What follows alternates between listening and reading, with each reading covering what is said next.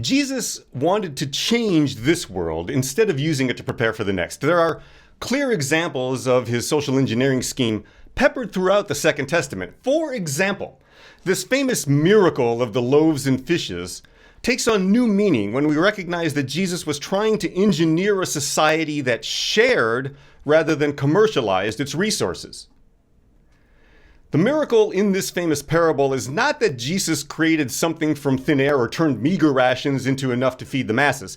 Instead, the reader is supposed to understand the power of communalism or of mutuality, the power of sharing whatever we have, no matter how little. In the story most often described as Jesus feeding the masses, what really happens is a mass awakening of mutuality. Gathered to hear Jesus, he first teaches them that when we all donate our rations, what was not enough for one is now more than enough for everyone. Let's take a look at Mark chapter 6, the first few verses of 30 through 44. The apostles returned to Jesus and told him everything that they'd done and taught. Many people were coming and going, so there was no time to eat. He said to the apostles, "Come by yourselves to a secluded place and rest for a while." So they departed in a boat by themselves for a deserted place. Many people saw them leaving and recognized them, so they ran ahead from all the cities and arrived before them. When Jesus arrived and saw a large crowd, he had compassion on them because they were like sheep without a shepherd. Then he began to teach them many things. Let's pause here for a second and consider what's happened. So this crowd is gathering, but the apostles have already been out there working really hard. And Jesus invites them far from the madding crowd to renourish their minds, bodies, and spirits. It's a really nice gesture, but people see Jesus and the disciples leaving, so they run ahead of them to beat them to wherever they were going, interrupting what was supposed to be a quiet meal, a communion, really.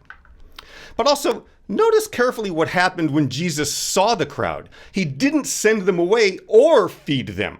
Instead, he began to teach them many things. Teaching is paramount to Jesus. He had remarkable ideas about God, relationships, and society. So, even exhausted and hungry, when Jesus met new people, his first act was teaching them something new. And these people were ravenous for knowledge. How refreshing is that? Let's continue.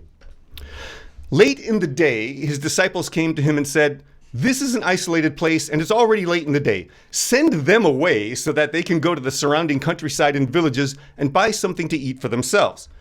He replied, "You give them something to eat." But they said to him, "Should we go off and buy bread worth almost 8 months' pay and give it to them to eat?" He said to them, "How much bread do you have? Take a look." After checking, they said, 5 loaves of bread and 2 fish. So Jesus directed the disciples to seat all the people in groups as though they were having a banquet on the grass. They sat down in groups of hundreds and fifties. He took the 5 loaves and the 2 fish, looked up to heaven, blessed them, broke the loaves into pieces, and gave them to the disciples to set before the people. He also divided the 2 fish among them all. Everyone ate until they were full.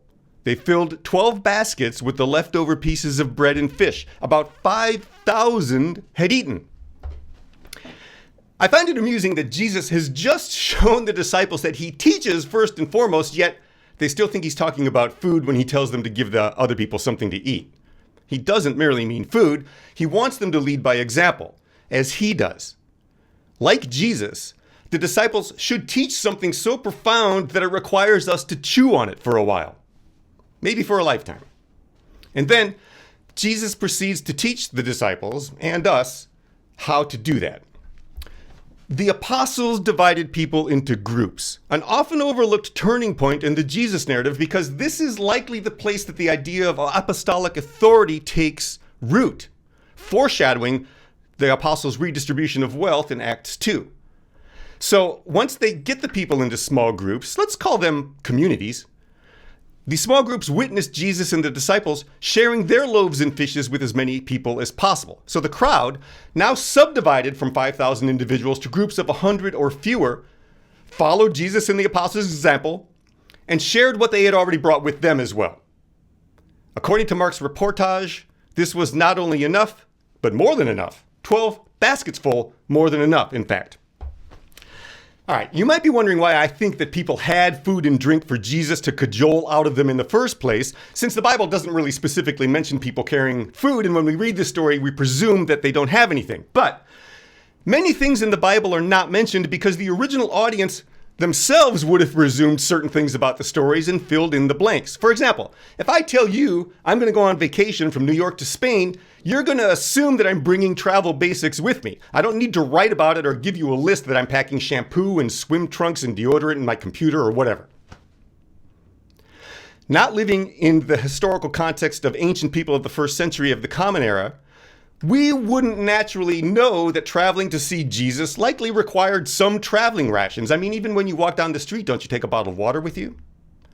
This story's original hearers and readers would have presumed that anyone traveling some distance had at least a small supply, if not an entire day's rations on them. So it's highly unlikely anyone in the crowd was totally empty-handed.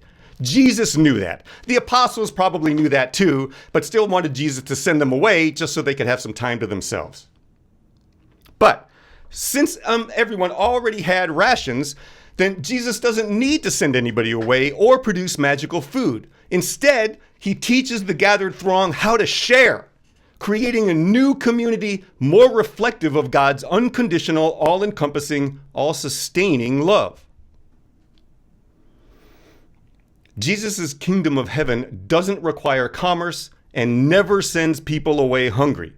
However, the realm of God does require a massively open heart and unwavering trust, not only in God, but also in our neighbors. I mean, trusting our neighbors, that's a world-changing concept in and of itself. Jesus teaches us how to solve these seemingly insurmountable problems by breaking things down into smaller components. This model really does take root after his death, as we read in Acts 2, when the apostles again redistribute things, redistribute the group's entire wealth, in fact, giving everyone what they need. So, how does Jesus suggest we share our fish? Can we, in fact, create the new, cooperative, peaceful, joyful, love-filled world Jesus proposes?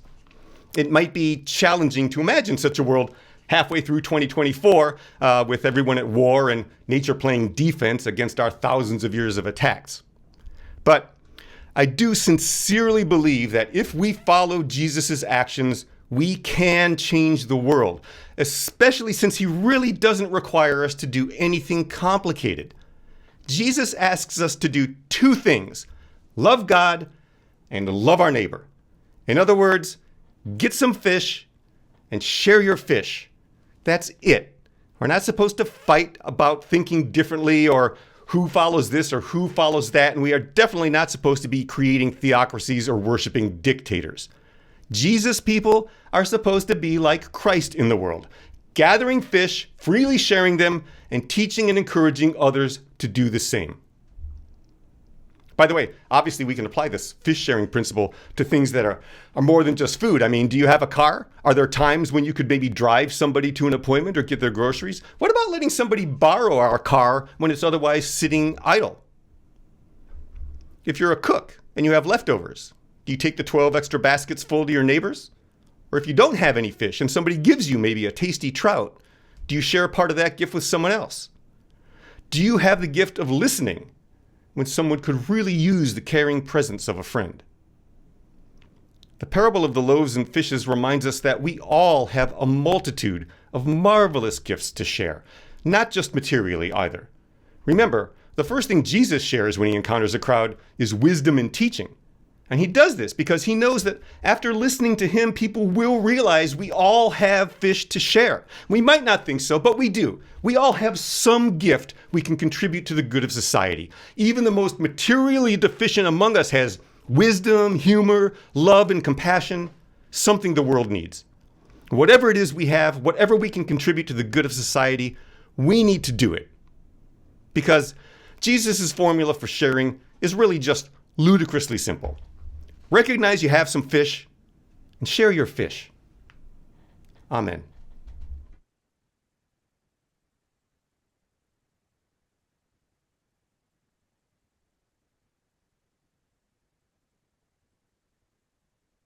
Our question to consider today is, what loaves and fishes sort of opportunities do you see in the coming year?